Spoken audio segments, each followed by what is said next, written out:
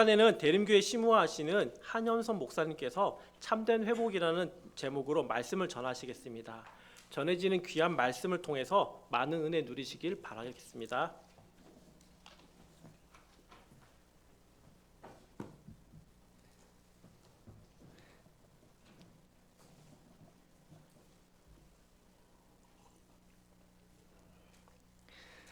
여러분 반갑습니다. 너무 반갑고요. 저희들 또 제가 너무 감사드리고 싶은 것은 저희 오늘 또 투표가 있어서 너무 귀한 저희 권율 목사님 대림교회로 보내주셔서 정말로 한국교회 또 당회원들과 모든 성도님들께 진심으로 감사드립니다.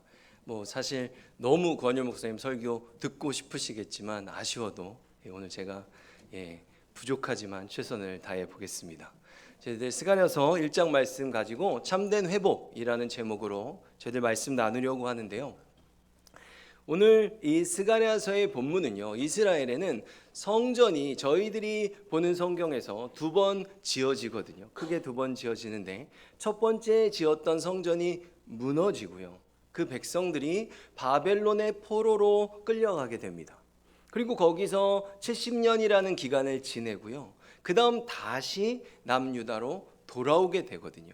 돌아온 상황 속에서 이 남유다 땅에 있을 때 하나님께서 오늘 저희들 스가랴 1장 1절 보면 스가랴 선지자를 부르세요. 그 성전을 짓는 상황 속에서 스가랴 선지자를 부르는 그 이야기들을 다루고 있습니다. 그러니까 이 스가랴서의 전체적인 이야기는요, 한번 무너진 공동체죠. 어찌 보면 그 하나님의 공동체를 다시 하나님께서 세워가시는 그런 이야기를 다루고 있습니다.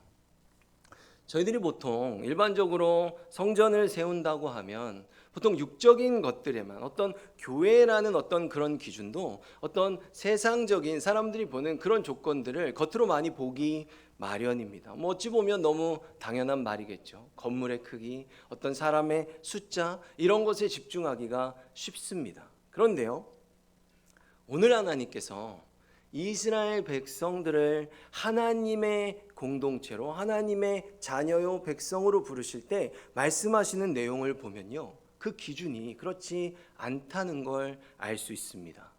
하나님께서는 오히려 정말로 겉으로는 건드르르 보여도 그 마음을 다른 곳에 두고 형식만 지키고 건물만 중시하는 그 백성들을 향해서 오늘 2절 말씀에도 나오는데요, 진노하시고 분노하십니다. 하나님께서 그분의 백성들을 너무도 사랑하시기 위해서 하나님께서는 그 심령에서부터 우러나오는 그 참된 신앙을 갖게 하시기 위해서요, 오늘 저희들이 말씀을 보겠지만 정말 하나님은 쉬지 않고 그들에게 말씀하시고 그들을 세우기 위해 무던히도 애를 쓰십니다. 하나님이 분명히 그들에게 약속하셨어요.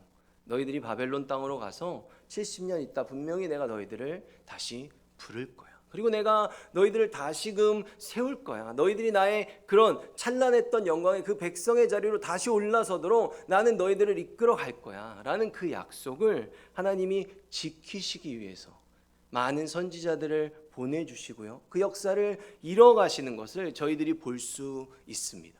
저희들은 오늘 말씀을 1시간만 나누지만요, 그럼에도 불구하고 이 스가랴서가 구약 성경에서 위치하고 있는 그 위치 속에서 하나님께서 이 하나님의 그 무너졌던 공동체를 다시 세워가시는 그 회복의 약속을 얼마나 성실히 감당하셨는지 함께 살펴봤으면 좋겠습니다. 그리고 하나님께서 열심을 내서 세워가실 때요, 그 하나님의 열심을 받는 그 백성들의 반응, 그 반응은 어떤 자세가 올바른 신앙의 자세인지에 대해서도 저희들이 알았으면 좋겠습니다. 먼저 오늘 저희들 본문 첫 구절을 보면요, 1절인데요. 다리오 왕 제2년 8째 달에 여호와의 말씀이 이또의 손자 베레가의 아들 선지자 스가랴에게 임하니라 이르시되 아멘. 지금 스가랴 선지자의 활동 시대를 다리오 왕 2년이다 라고 말하고 있어요. 다리오 왕은 페르시아에 있는 왕이고요, 다리오 왕 2년 차 때 지금 하나님이 스가랴에게 말씀을 하실 때 아까 말씀드린 것처럼 스가랴는 이때 이미 포로 기간을 마치고 남유다로 돌아와 있는 상태에서 이 남유다에서 하나님의 말씀을 받았습니다. 저희가 지금 하나님이 스가랴를 부르신 시기를 볼 때요, 한 가지 저희들이 먼저 생각해 보고자 하는 게 있는데, 바로 바벨론의 그 70년의 포로 기간에 대해서 저희들 한번 생각해 보고 스가랴로 들어가 보도록 하겠습니다. 이것은, 이 70년은 남유다의 멸망 때부터 저희들이 볼 수 있는 거거든요. 근데 여러분, 남유다가 바벨론한테 멸망을 당하는데요, 남유다는 한 번의 멸망을 당하지 않습니다.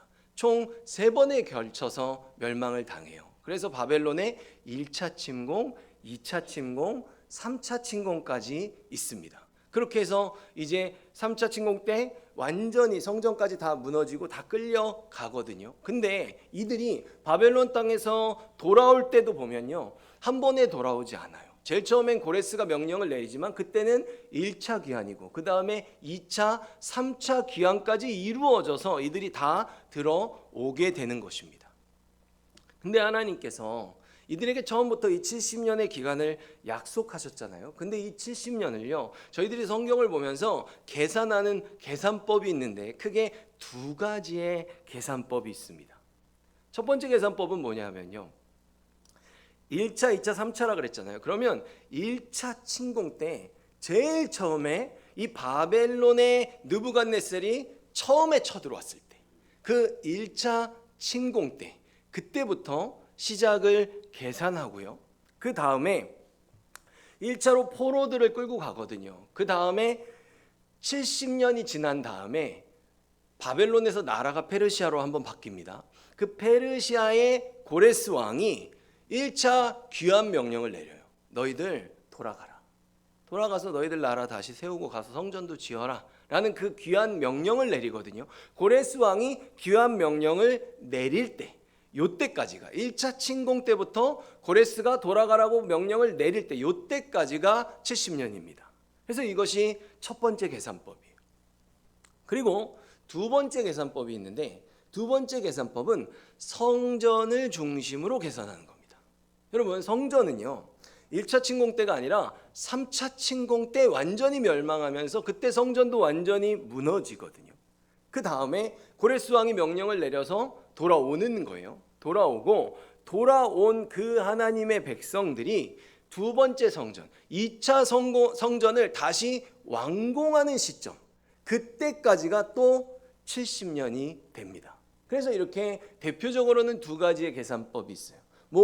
70년 숫자 싫다, 머리 너무 아프다, 그래서 계산 안 해도 돼, 상징적이야, 막 이렇게 하시는 분들도 종종 있습니다. 그런데요, 저희가 2가지, 첫 번째와 두 번째를 놓고 볼 때, 역사가들은, 보통 세상 역사가들을 다 포함하는 겁니다. 역사가들은 이 첫 번째 계산법을 더 선호합니다. 왜냐하면 그때 일어난 역사적 사건이 너무 분명하기 때문이에요. 느부갓네살의 1차 침공, 그 다음 페르시아 고레스 왕의 귀환 명령, 이 70년이 너무나도 분명한 역사적 사건으로 설명이 된다는 거예요. 근데 저희들이 한번 생각해 볼게, 다른 일반 세상 나라들 아니고 지금 저희들이 다루는 나라는 하나님의 백성인 이스라엘이잖아요. 하나님의 백성이라는 이름은 하나님이 그들과 함께 하실 때 의미가 있는 거 아니겠습니까? 하나님은 성전 가운데 임재하시는 임마누엘의 하나님이세요. 그래서 이 두 번째 계산법, 성전 파괴에서 성전 완공으로 보는 이 70년을 좀 더 성경적으로 받아들이고 있습니다. 근데 제가 왜 이 얘기를 드리냐면, 이 성전 파괴에서 성전 완공으로 보는 이 두 번째 계산법인 70년이 저희들이 오늘 이 스가랴서의 본문을 보면 왜 이 계산법을 좀 더 성경적이다라고 말하는지 저희들이 그 힌트를 얻을 수 있기 때문입니다. 3절 말씀인데요, 제가 읽어보겠습니다. 그러므로 너는 그들에게 말하기를, 만군의 여호와께서 이처럼 이르시되 너희는 내게로 돌아오라. 만군의 여호와의 말이니라. 그러면 내가 너희에게로 돌아가리라. 만군의 여호와의 말이니라. 아멘. 여러분, 스가랴 선지자한테 하나님이 말씀하실 때요, 스가랴 선지자가 이 남유다 땅에 오자마자 스가랴 선지자 부르신 거 아닙니다. 고레스의 명령이 있어서 돌아왔거든요. 근데 스가랴가 하나님에게 말씀을 받았을 때는요, 이들이 1차 포로 귀환이 이루어진 다음에 이들이 땅을 밟은 지 16년이나 지났을 때 하나님이 스가랴 선지자를 부르셨어요. 근데 여러분 한번 생각해 보세요. 만약에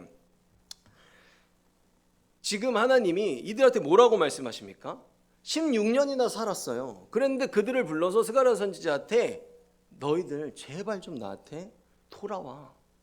왜 안 돌아와? 제발 좀 나한테 돌아와. 그럼 나도 너희들한테 돌아갈게. 라고 하나님이 지금 그렇게 말씀하신다는 겁니다. 무슨 뜻입니까?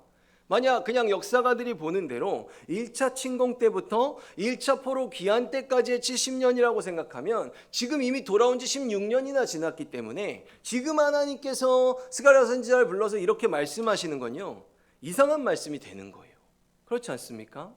제가 저희 집에 아이들 둘인데요, 제 아들만 둘인데, 제가 만약에 집에 들어왔어요. 들어와서 식탁에 앉아서 밥을 먹으려고 이렇게 앉아 있는데 저희 아이들이 지들 방에서 이렇게 나와서 왔다 갔다 하면서 엄마한테, 제가 분명히 앉아 있는데 엄마, 아빠 왜 안 와? 아빠 언제 와? 왜 안 오지? 이렇게 말하면 여러분 어떻습니까? 이상한 거잖아요. 그렇죠? 근데 지금 하나님께서 바벨론으로부터 다시 돌아와서 지금 이 남유다 땅에 16년이나 살고 있었던 이 백성들에게 너희들 제발 좀 나한테 돌아와 라고 지금 말씀하고 계시다는 것입니다. 16년이나 지났는데 그렇다는 거예요. 여러분 왜 그렇습니까? 이들이 지금 어떤 상황이냐면요, 하나님이 스가랴 선지자 부르셨을 때 이스라엘이요, 성전 짓는 걸 포기한 상황이었어요.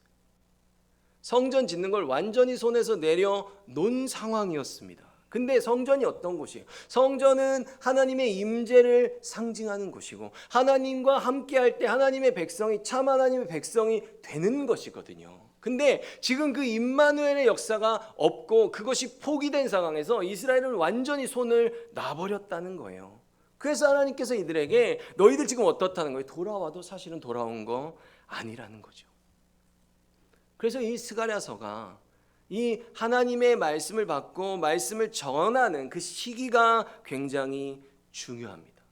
지금까지는 70년을 봤는데요. 그렇다면 제가 지금부터는 이스라엘의 역사 속에서 하나님께서 이 백성들을 다시 부르시고 귀환시키셔서 하나님의 나라를 세워가시기 위해 하나님이 얼마나 열심히 노력하셨는지, 그 역사 가운데 하나님이 행하신 일들을 한번 생각해 보도록 하겠습니다. 여러분 원래 이스라엘은요 통일 왕국이었습니다.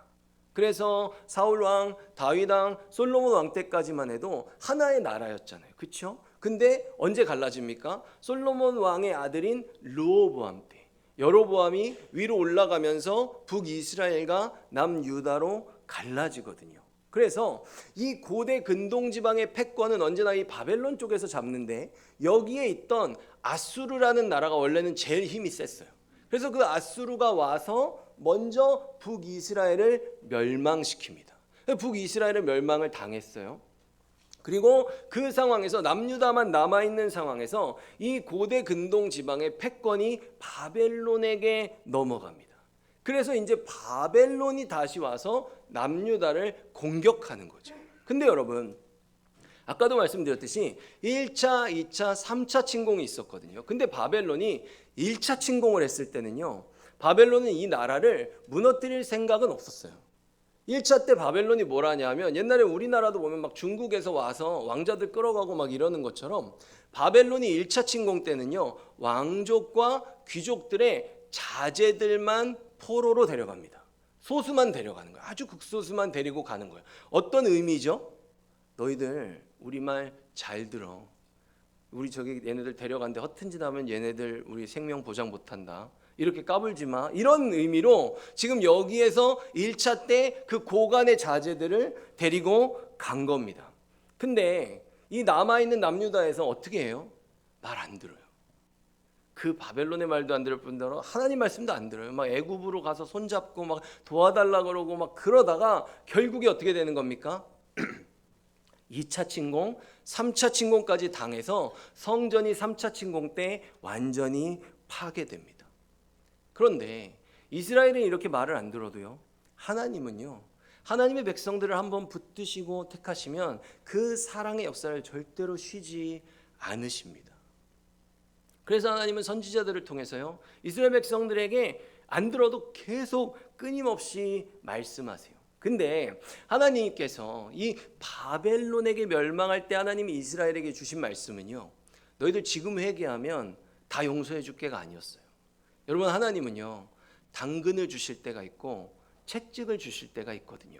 근데 이스라엘이 바벨론의 70년을 하나님이 약속하셨을 때 이스라엘은 이미 한번 하나님이 훈계하기로 마음을 작정하신 때였어요.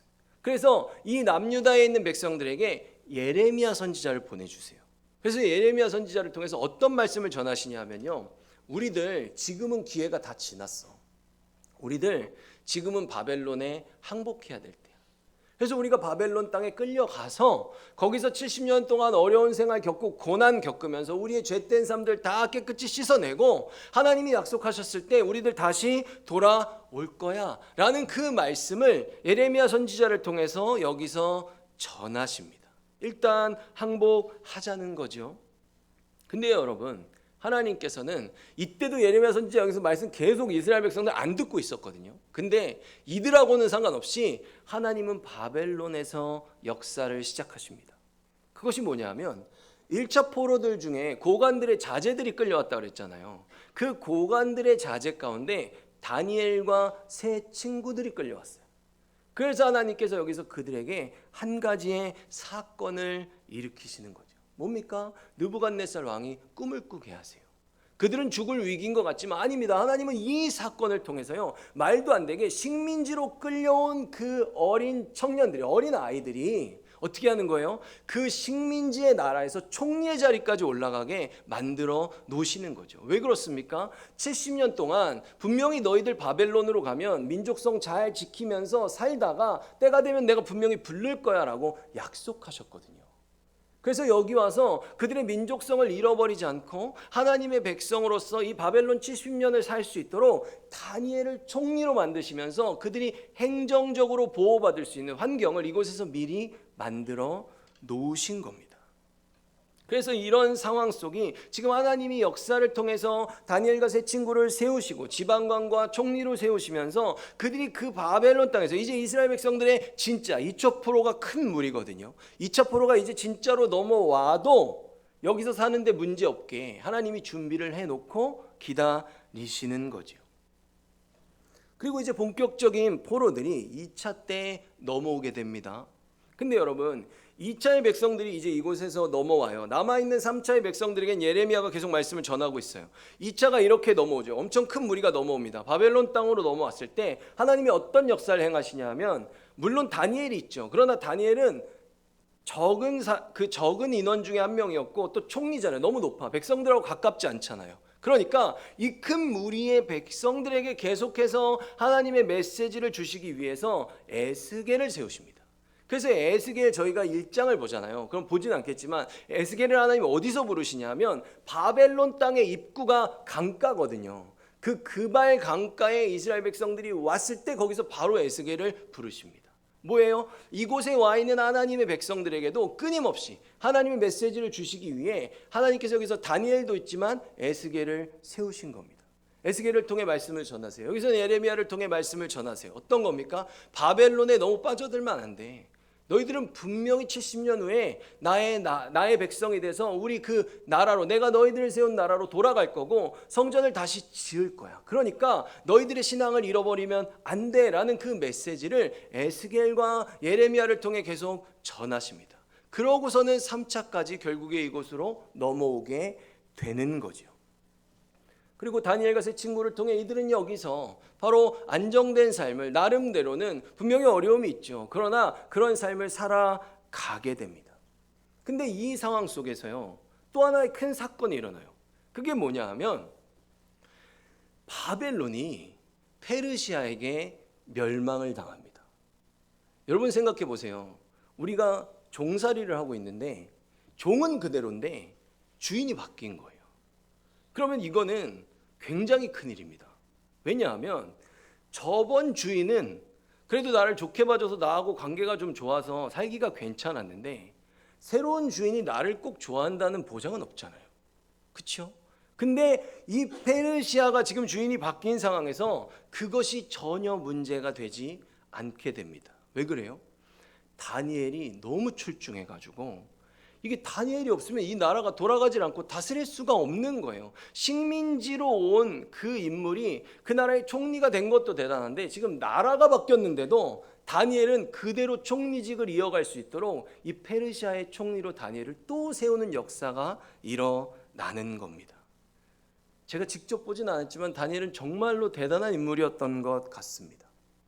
그래서 그 다니엘로 인해서요, 이 이스라엘 공동체가 지금 바벨론에서 페르시아로 바뀌었는데 이 페르시아의 지배 속에서도 평안히 지낼 수 있는 환경이 그대로 유지되는 거죠. 그렇게 살다가 드디어 하나님이 말씀하신 약속의 때가 이릅니다.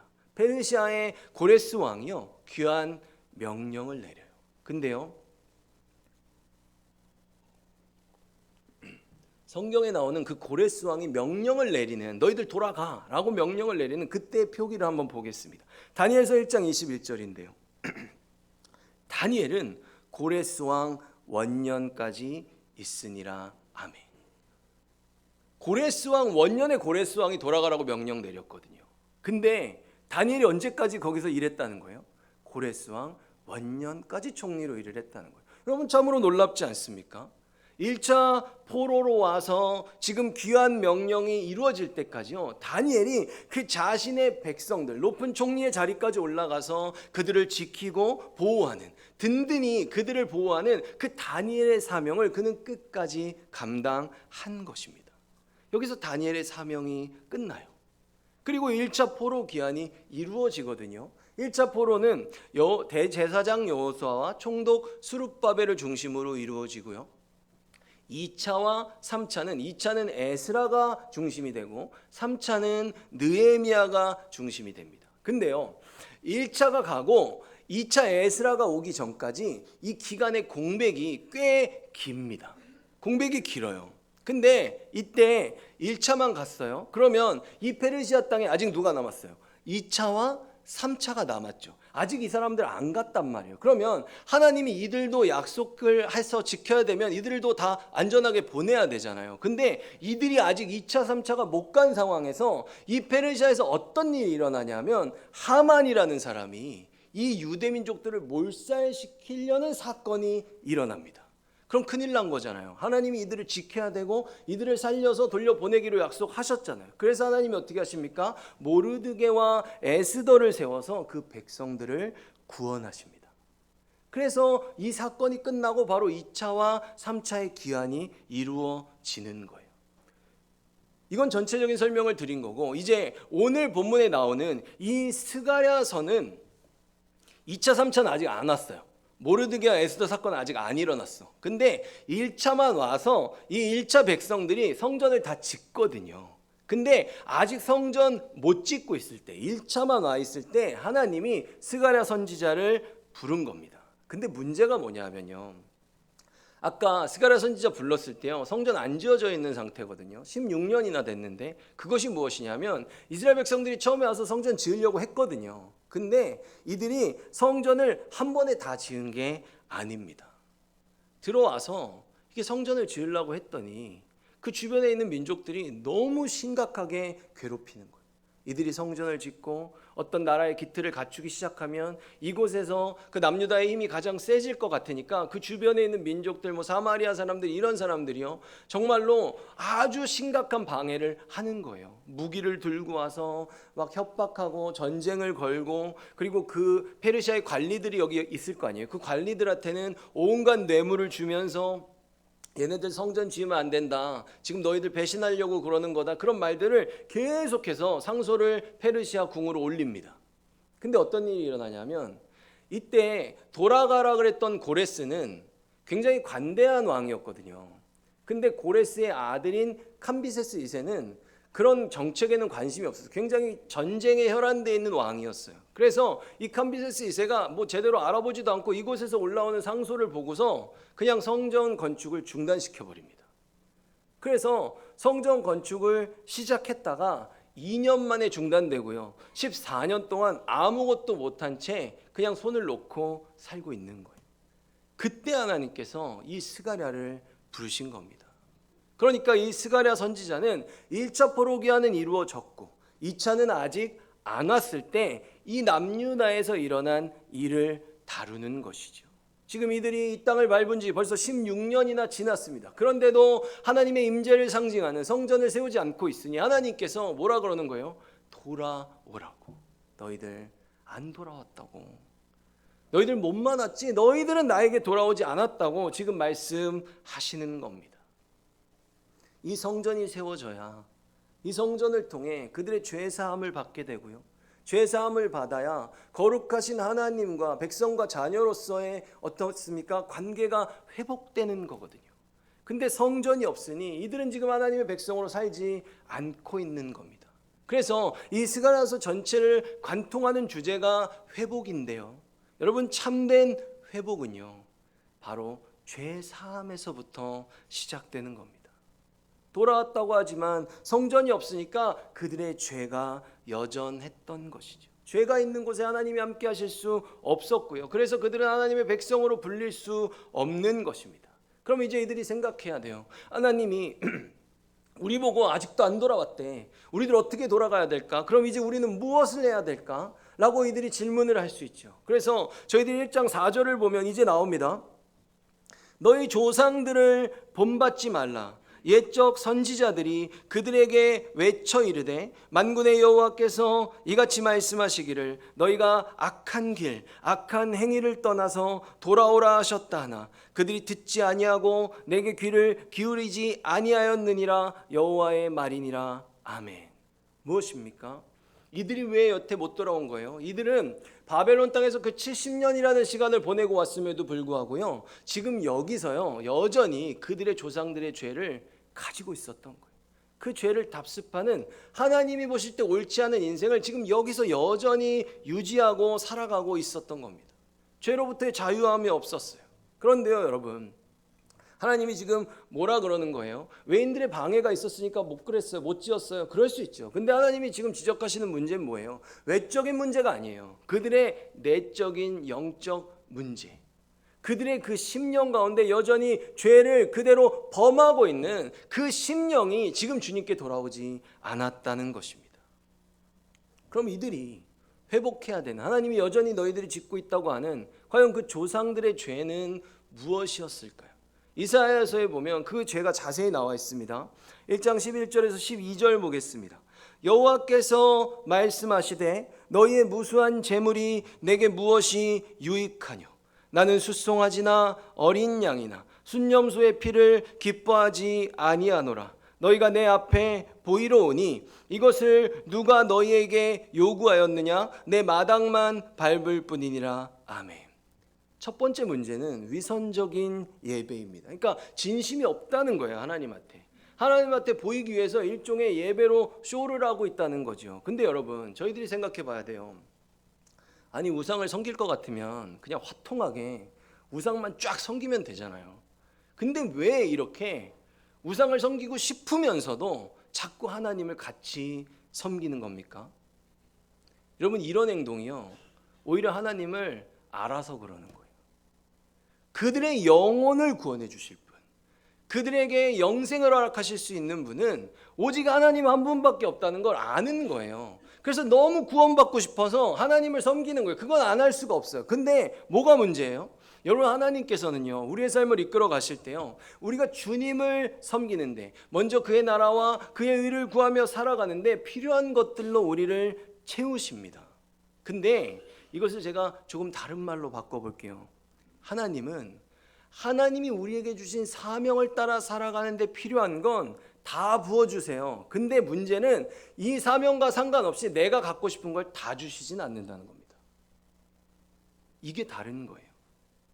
하나님을 섬기는데 문제가 없어요. 근데 그렇다고 해서 내가 원하고 세상에서 누리고 싶은 거 다 갖는 거는 하나님 안에서 되는 게 아니라는 거예요. 그러다 보니까 이스라엘이 어떻게 하는 겁니까? 이사야 1장 28절에서 29절 보면 하나님을 배반하는 죄인은 망하고 여호와를 떠난 사람은 죽을 것이다. 너희가 상수리 나무 아래에서 헛된 신을 섬겼으므로 부끄러움을 당할 것이며 너희 동산에서 우상을 섬겼으므로 망신을 당할 것이다. 아멘.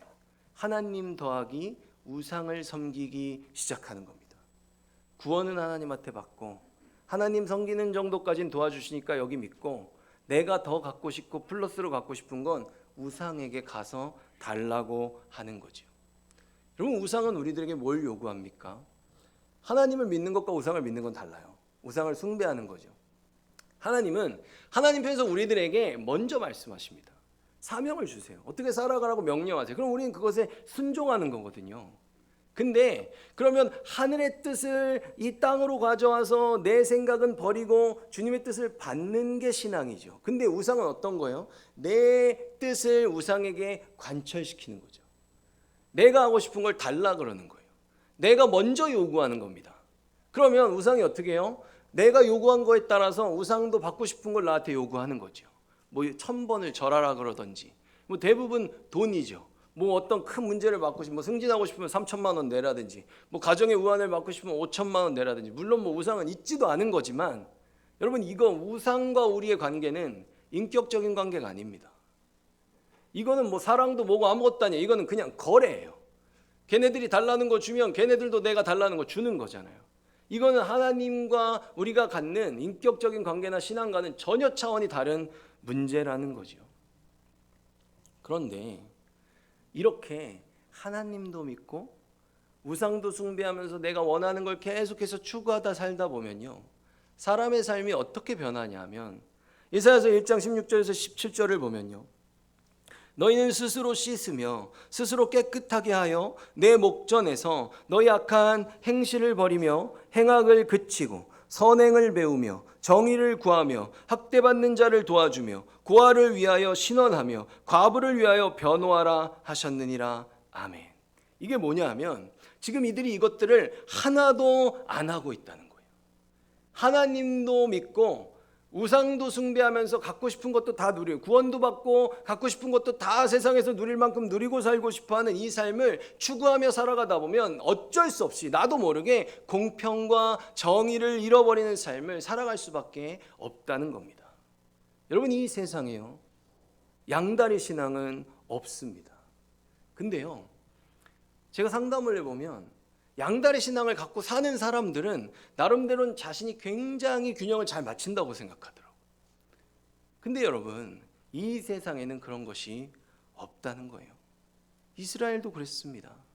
우상도 섬기는데요, 그 사람들이 뭐라 그러냐면, 내가 하나님한테 드려야 될 제사 내가 꼬박꼬박 다 챙기고 있잖아. 우상만 섬기는 게 아니야. 내가 더 열심히 내가 제사 드려 해야 되는 거 난 다 해. 이렇게 그들 나름대로는 당당하고 떳떳한 겁니다. 근데 여러분, 하나님이 보실 때 이들이 어떤지 아세요?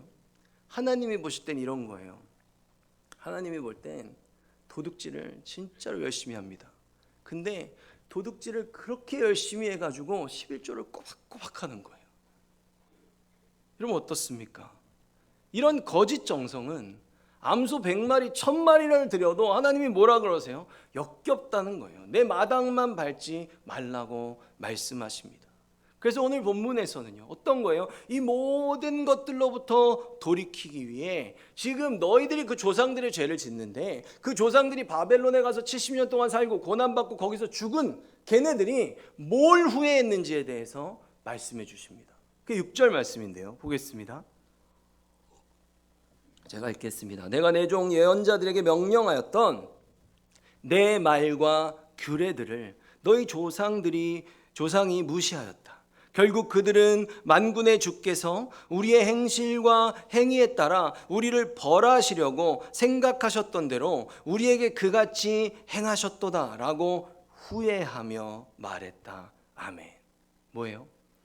하나님이 말씀하신 거, 거기 가서 힘들게 살고 거기서 이제 죽을 때 다 돼서 보니까 하나님 말씀하신 거 하나도 안 틀렸는데, 우리가 그 말씀 그렇게 무시하고 안 들었다고, 하나님 말씀을 안 들었다고 죽을 때까지 후회했다는 것입니다.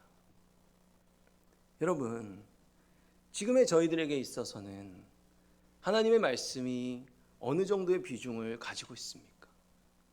여러분들의 삶의 계획과 어떤 우선순위를 정할 때 여러분들은 하나님 섬김을 여러분들의 우선순위에 어느 정도쯤에 두고 계십니까? 여러분, 저희들이 하나님의 말씀을 아는 이 가장 기초가 되는 이 성경이요, 저희들은 지금 뭐 성경 여러분 한 개만 갖고 계신 분 계십니까? 그런 분들 많지 않을 거예요. 근데 지금도 이 지구상에서는 이 성경 한 권만 가져도 가족들 몰살당하는 사람들 있잖아요. 그리고 종교 개혁이 일어나기 전에는요, 일반 성도들이 성경을 보는 것 자체가 거의 불가능했습니다. 그런데요, 신앙을 가지면요, 하나님을 믿고 예수님을 사랑하게 되면 말씀이 알고 싶거든요. 그러니까 너무 성경을 궁금해하니까 성경을 법적으로는 줄 수는 없으니까, 성도들한테 줄 수는 없으니까 어떻게 하냐면 창문에다가 그림으로 그려주는 거예요. 성경 일들을 그려주는. 그래서 생긴 게 스테인드 글라스입니다. 그리고 예를 들어서 저희들에게 조금 더 가깝게 우리의 선조들은 어땠는가라고 생각해 보면요, 여러분 장로교의 첫 번째 선교사로 알려진 사람 언더우드 선교사인데요, 언더우드 선교사보다 원래는 먼저 선교사가 있었거든요. 근데 본토로 들어온 사람은 언더우드가 처음이었던 거죠. 근데 140년 전에 언더우드가 선교사로 우리나라 땅에 들어온 거예요. 근데 언더우드가 이렇게 돌아다니는데 황해도 땅에 가니까 교회가 있는 거예요. 언더우드가 왔는데 이미 우리나라 자체적으로 세워진 소렉교회라는 한국 교회가 있었습니다. 이 교회가 어떻게 생겼냐면 국경지대에서 스코틀랜드 선교사가 와서 국경지대에서 복음을 전한 거예요. 그리고 그 스코틀랜드 선교사를 통해서 성경을 번역해서 서상륜 형제라는 그 사람이 번역한 누가복음을 이 교회가 가지고 있었다라고 언더우드가 기록하고 있어요.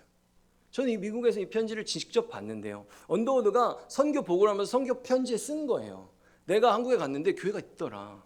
근데 그 교회가 이러이러했어 라고 그 보고서를 올린 거죠. 근데 거기서 언더우드 선교사가 뭐라고 썼냐면요, 누가복음이 있는데 실제로 그 교회 가보니까 성도들이 굉장히 그 연령대가 높았다는 거예요.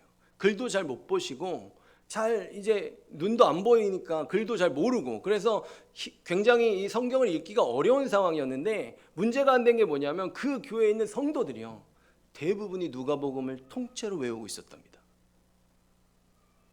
그래서 언더우드가요, 그 교회를 평가하면서 마지막에 뭐라고 썼냐면, 내가 본 최초의 한국 교회 성도들은 말씀을 사랑하는 민족이다 라고 기록을 했습니다. 여러분, 하나님께서는요, 이스라엘에게 계속해서 역사하시고 그들의 행동과 상관없이 계속해서 말씀하셨던 것처럼 지금도 우리들에게 계속 말씀하고 계십니다.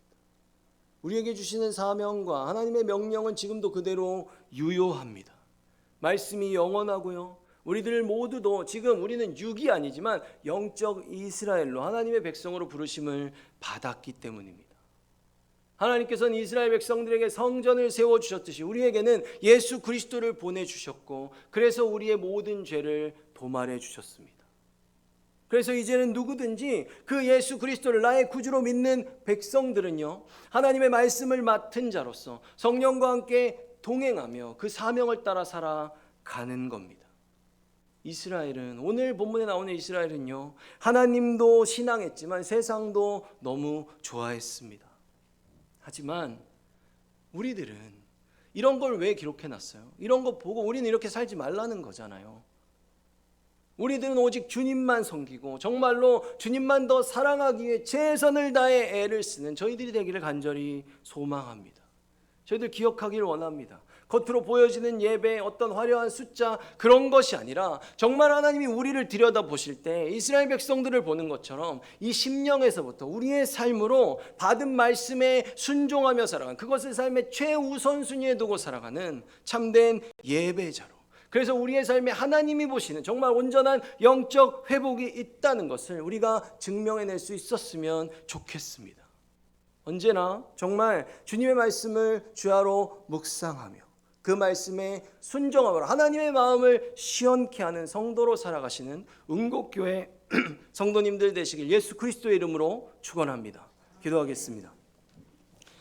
사랑과 충만하신 하나님 아버지, 저희들은 길을 잃은 양들이고 나밖에 모르는 죄인으로 태어나 정말 방황하며 내가 원하는 것들을 추구하고 나의 삶의 중심에 자신을 세워놓던 죄인들이었으나 주님께서는 이미 창세전에 우리를 택하시고 하나님의 백성으로 부르사 예수 그리스도의 십자가의 은혜를 우리에게 덧입혀 주셨습니다. 주님, 저희들이 모든 것들을 은혜로 다 공짜로 받았는데 저희들 어떤 삶을 살아야 하겠습니까? 주님의 은혜가 당연하다는 것을 우리들 절대로 그렇게 착각하지 않기를 원합니다. 주님의 은혜는 이 세상 무엇으로도 받을 수 없었는데 주님께서 우리들에게 사랑하셔서 정말로 온전히 우리만을 살리기 위해서 당신의 생명을 우리를 위해 던지셨다는 것을 잊지 않기 원합니다. 그래서 우리가 이 남은 여생 살아갈 때 하나님 믿어서 구원도 받고 재밌는 거 마음대로 마음껏 즐기며 살아가다 가는 것 아니라, 주님이 베드로에게 말씀하셨던 것처럼 젊어서는 원하는 곳으로 다녔을지 모르겠으나 너가 정말 나이를 먹고 죽을 때가 돼서는 내가 원하는 곳으로 너희들이 다니면서 너의 생명조차도 나를 위해 바치게 될 것이라고 말씀하신 그 주님의 말씀이 우리들의 사명이 되기를 간절히 소망합니다. 은국교회를 사용하여 주시고 하나님께서 이 교회를 통해 아버지의 마음을 듣게 하시는 모든 성도님들 한 분 한 분 가운데 함께 하셔서 그 성령의 충만함으로 참된 삶의 예배자로 살아가 정말 하나님이 하늘에서 볼 때 이 어두운 세상 속에서 가장 밝은 빛으로 빛나는 교회가 될 수 있도록 주님 역사하여 주시옵소서. 예수 그리스도의 이름으로 기도드립니다. 아멘.